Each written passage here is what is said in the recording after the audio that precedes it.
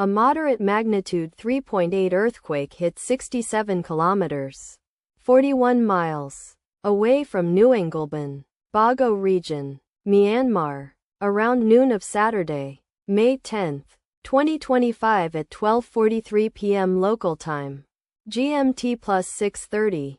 The depth of the quake could not be determined, but is assumed to be shallow. The quake was not felt, or at least not reported so.